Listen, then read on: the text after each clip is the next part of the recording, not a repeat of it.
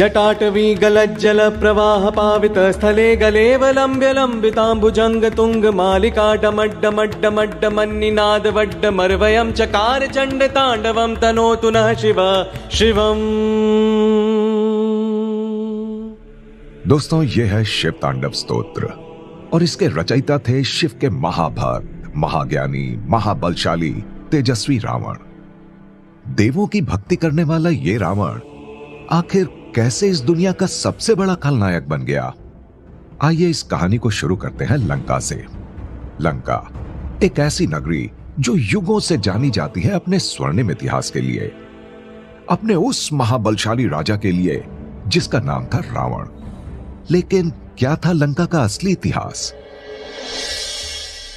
लाखों वर्ष पूर्व कैलाश पर्वत पर माता पार्वती के मुख पर अशांति देखकर महादेव ने कहा, क्या बात है पार्वती, जब से आप देवी लक्ष्मी से मिलकर आई हैं, तब से आपके मुख पर अशांति के बादल मंडरा रहे हैं। ये अशांति किस लिए?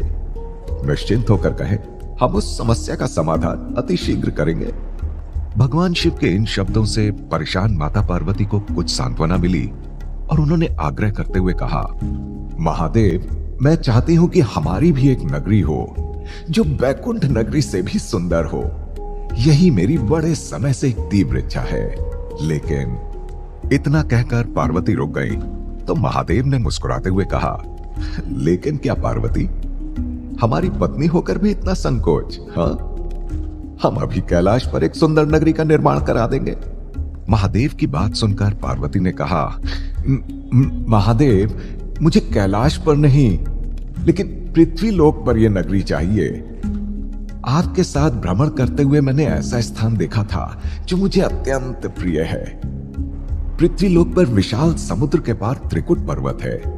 उस स्थान को लंका के नाम से जाना जाता है और मैं चाहती हूं कि आप मेरे लिए वहीं एक सोने की लंका का निर्माण करवाएं। पार्वती की बात सुनकर महादेव ने प्रसन्न होकर कहा, यदि आपकी इच्छा है तो वो अवश्य पूरी होगी। इतना कहकर महादेव ने विश्वकर्मा को बुलाया और सोने की नगरी का निर्माण करने को कहा, जिसे सोने की लंका के नाम से जाना गया। जो भी इस अद्भुत नगरी को देखता वो इसकी प्रशंसा करते नहीं थकता।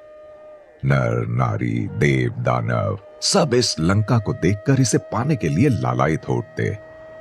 लेकिन महादेव के भय से कोई कुछ नहीं कहता। लंका नगरी का निर्माण पूर्ण होते ही माता पार्वती और महादेव ने इसमें एक महायज्ञ किया, जिसे ऋषि विश्वश्रवा ने संपन्न करवाया। लंकापुरी के निवासियों के लिए यह बहुत बड़े गौरव की बात थी कि स्वयं देवों के देव महादेव ने उनकी जमीन पर कदम रखा था। हर्षोल्लास से उत्सव मनाया जा रहा था। तभी वहीं भीड़ में अपनी मां के साथ खड़े एक बच्चे ने लंका महल की सुंदरता से मुग्ध होते हुए कहा, मां, मेरे पिताजी ने इस महल में यज्ञ संपन्न करवाया है, क्या हम यहां नहीं रह सकते? वहीं खड़ी एक औरत ने बच्चे की यह बात सुन ली और उस बच्चे की मां से कहा, कैकसी, माना तुम्हारे पति ऋषि विश्वश्रवा हैं और तुम्हारे पुत्र रावण को अभी से वेदों का ज्ञान है, लेकिन तुम्हें अपने पुत्र को इतने बड़े बड़े सपने देखने से मना करना चाहिए। ये देवों की भूमि है, इसके बारे में ऐसा वैसा कुछ सोचना भी पाप है। हाँ। रावण की माता कैकसी एक अजीब तरह से मुस्कुराई और बोली, क्या ये भूमि वाकई देवों की है? और फिर अपने पुत्र रावण के समीप जाकर पूछी, लंका में रहने के लिए तुम क्या कर सकते हो पुत्र? रावण ने आत्मविश्वास के साथ कहा, कुछ भी कर सकता हूं माता। कैकसी ने गर्व से अपने पुत्र के सिर पर हाथ फेरा और उसे लेकर वो उस तरफ चली गई जहां यज्ञ अभी संपन्न हुआ था। वहां जो दृश्य कैकसी ने देखा वो देखकर उसके चेहरे पर फिर से वही अजीब सी मुस्कान आ गई।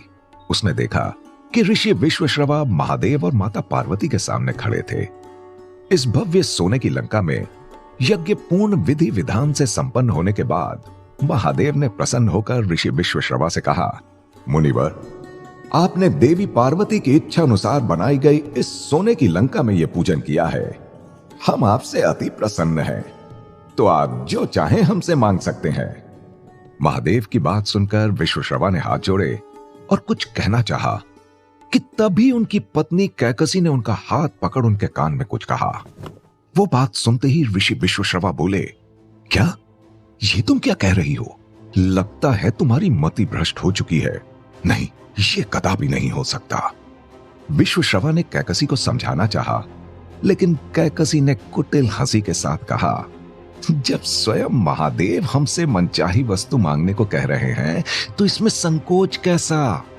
मैं तो कहती हूं कि आपको इस अवसर का लाभ उठाना चाहिए। क्या आपको अपनी संतानों से कोई प्रेम नहीं? हाँ, क्या आप नहीं चाहते कि हमारी संतान इस राजनगरी में सुख चैन से रहे? कैकसी की बात सुनकर विश्वश्रवा बोले, मैं ऋषि हूं, एक ब्राह्मण हूं, और एक ब्राह्मण के पुत्र भला सोने की लंका का क्या करेंगे? मुझसे यह कार्य कदापि नहीं होगा कैकसी। उन दोनों की वार्तालाप सुनकर महादेव ने कहा, क्या बात है ऋषिवर, कोई दुविधा है? आप निसंकोच होकर अपने मन की बात कह सकते हैं। तभी पार्वती ने भी मुस्कुराते हुए कहा, आप इस समय महादेव के सामने खड़े हैं ऋषिवर, जो भी मांगना चाहते हैं वो निसंकोच मांगिए।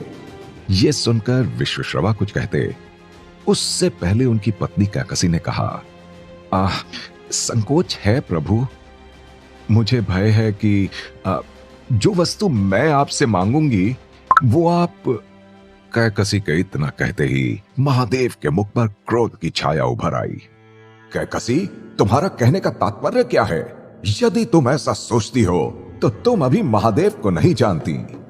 महादेव की ये बात सुनकर कैकसी के मुख पर फिर एक कुटिल मुस्कान उभर आई, लेकिन विश्वश्रवा समझ गए थे कि अब क्या होने वाला है। कैकसी बोली, मुझे दान में ये सोने की लंका चाहिए। कैकसी के ये शब्द चारों दिशाओं में गूंज उठे। वहां उपस्थित सभी लोग कैकसी को घूर कर देखने लगे कि आखिर कोई ऐसा कैसे कर सकता है। देवी पार्वती को भी कैकसी पर बहुत क्रोध आया, लेकिन महादेव को चुप रहते देख उन्होंने कुछ नहीं कहा। चारों तरफ फैले इस सन्नाटे को देखकर बालक रावण बड़ी बेचैनी से अपनी माता कैकसी का पल्लू खींच रहा था। उसने अपनी मां से पूछा, माता, लंका मुझे ऐसे नहीं चाहिए, ये छल है मां, छल। कैकसी ने कहा, पुत्र, ये छल नहीं है, इसके पीछे कई वर्षों पुरानी एक कहानी है और समय आने पर तुझे तेरे सारे प्रश्नों के उत्तर मिल जाएंगे पुत्र। लेकिन इतना समझ ले कि ये जो कुछ भी मैं कर रही हूं बस तेरे लिए कर रही हूं। तभी रावण ने महादेव की तरफ देखा। उनके चेहरे पर शांति थी। महादेव के मुख पर कोई क्रोध नहीं आया, बल्कि उन्होंने मुस्कुराते हुए विश्वश्रवा और कैकसी को तथास्तु कह दिया। रावण ने महादेव के चेहरे पर एक हल्की सी मुस्कान भी देखी और उसके बाल मन में यह सवाल उठा, क्या शिव भी सच में यही चाहते थे? वो तो माता पार्वती की हर बात मानते हैं, और फिर माता पार्वती को रुष्ट करने का खतरा क्यों उठाया उन्होंने? इधर महादेव के मुख से तथास्तु सुनते ही कैकसी अत्यधिक प्रसन्न हो गई, लेकिन उसकी प्रसन्नता देखकर पार्वती ने क्रोधित होकर कहा, ये तो मेरा अपमान है महादेव। जिस सोने की लंका को मैंने अपने लिए बनवाया था वो इसने आपसे मांग लिया। इससे बड़ा अपमान तो हो ही नहीं सकता।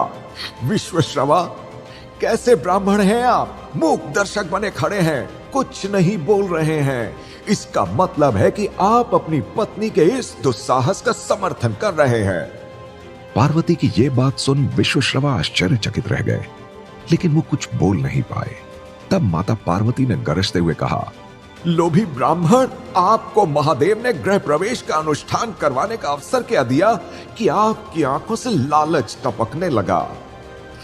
मैं आपको श्राप देती हूं कि आपने दक्षिणा में मेरे सपनों का स्वर्ण महल, मेरी सोने की लंका हासिल कर तो लिया है, लेकिन आप इसका सुख नहीं भोग पाओगे और यही लंका आपके और आपके संपूर्ण कुल के सर्वनाश का कारण बनेगी। ये मेरा श्राप है।